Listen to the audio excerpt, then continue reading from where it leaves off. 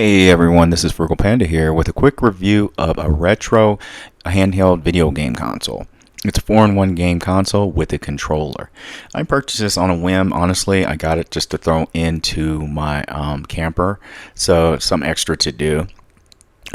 This came in the mail rather quickly from Amazon. I'll leave links in the description for this product and some that are probably exactly like this, sold by different sellers on here. So let's do a quick unboxing of it. It's pretty self-explanatory what it comes with. It comes with the console itself, which looks kind of similar to a Game Boy.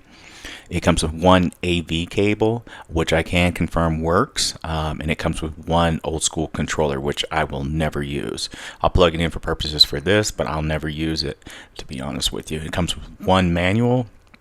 And actually, besides the console, in the back of it, it actually has the battery, and it's not a built-in battery. You can actually remove it. Reminds me of an older cell phone battery, to be honest with you.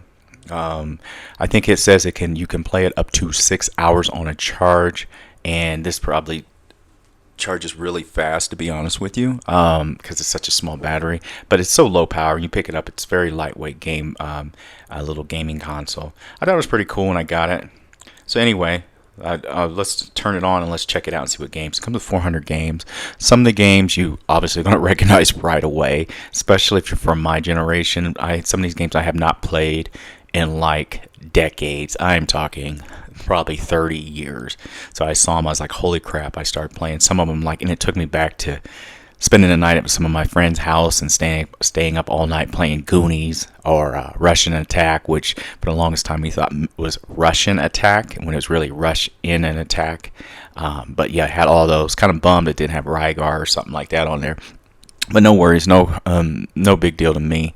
But it really did take me back to the nostalgia of it. So right now I'm just scrolling through the games to show you guys what all the games are. Some of them may be redundant, and some of them are like Chinese games. Like there was like Mario Brothers, Super Mario Brothers 14 or something. So that's like a Chinese version. This, of course, you know what this is. Anyone who's played this game.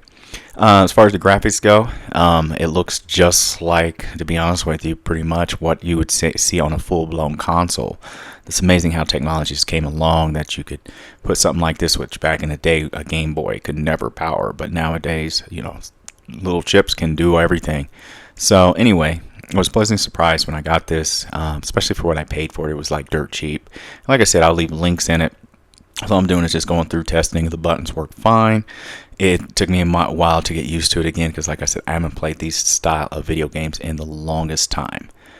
You can switch between English and Chinese on the initial screen. The big button in the middle, the little circular button, is actually a reset button if you just want to reset and go back to the main menu and select another game. So it's pretty simple to use. You can literally pull it out of the box and use it right away. There's nothing hard about it. What I liked about it too is it feels lightweight, and it's not heavy like the old school Game Boys and stuff, because that's a lot of it has to do, one, it's cheap, but two, it's also the chipsets that they use now in these games can do a lot more than, of course, what they could do back in the 80s and the early 90s when you had this little brick of a thing. I've had everything from Game Boys to Atari Lynx to what was it, the Game Gear, and the something 360, I can't remember, the Neo Geos and stuff like that. So things have definitely changed. So like here you can see me playing Russian Attack. Oh my god, I hadn't played this game in 30 plus years at least. And we stayed up nights, and it took us forever. And I couldn't beat it. One of my friends actually beat this game. It was freaking hard. Anyway, I could play this game. It came right back to me. This Contra, they had Contra on here, and I'm like, oh my god, Contra, up, BA, select, start, and all that good stuff. Remember that old cheat code. So anyway, so I was pleasantly surprised with this. Like I said, the graphics were met my expectations, what I would believe they should be for something this small and this cheap, to be honest with you. The controller itself, it's very lightweight. Like I said, it's nothing I'd use. I have no use for it. This is going into my camper, so when I'm out camping, need something to do, or throw it to my son or something like that, we can play. He can play this, or I can play it, or whatever. When I want to pull out my phone and I actually want to use controllers and reminisce and play old games like these right here, which is really cool. So as you see right now, I used the AV jacks to come with it, the AV cable that comes with it, and I plugged it into my modern TV, which is up in my living room. It plugged in, and it started right up once I plugged it in. So it plays just the same. I don't think there's really any delay. Like I said, it's a basic 80s technology, just updated with smaller chips. So there was no problem. So I just am scrolling through the game so you can see what they are. Some of them are redundant, and then there are some really good ones in here. Some of them I don't know. I'd have to go through and play them. I'd played some of those Chinese versions of games before on other things, and some of them were decent games. They remind me of the old 8-bit games, like they may have something called, this is the actual Goonies, but one called Goonies 4, and you're like, oh, this is lame. But then you play and it's like, oh, they did a pretty good job of updating it. There's a picture of what it looks like with the wires in the back one where it's plugged into my TV. I think this is called Jackal. I played this years ago, me and my buddy. I want to say we used to play it, and you could play 2-player and have 2 Jeeps. Anyway, so I was playing this up there. It looks the same. It's amazing how far graphics have came since I was a kid. And also, I want to say not all of them are Nintendo NES game, like NES style games. There's also like some Atari, I believe, or some ColecoVision. Because some of them I saw in there, like Combat, I'm pretty sure was like an Atari or a ColecoVision style game, or Dig Dug. And some of the old school Mario. So there's like the very first Mario, some people know what I'm talking about, and Donkey Kongs.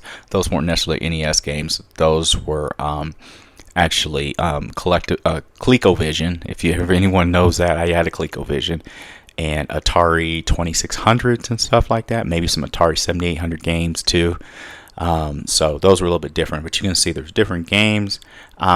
I want to say I saw a couple of redundant ones in here. I'm pretty sure. I could be wrong, but I'm pretty sure I did. But regardless, there were so many games. Will I ever have a chance to play it when I'm camping and stuff? Probably not most of them. I know what I want to play, though. So this game reminds me, it's in Chinese, but I know this game from playing it in, here, and I can't think of the name of it, but I remember playing that dodgeball game back in the day. So all I'm doing is I'm scrolling through for everyone so you can see what it is, see what games they are that they have. Yeah, I mean, they say it supports 2-player games too, so okay. I didn't try that. I just realized it says it can support two of them. So maybe it can. This might be a good stocking stuffer or a gift for someone, especially if someone who's old school and likes old games, or whatever. Anyway, I'll leave links in the description for this 4-in-1 retro gaming console. And I want to thank everyone for watching. I hope this helps someone out here who's interested in something like this. Thank you, everyone. Have a good day. Bye.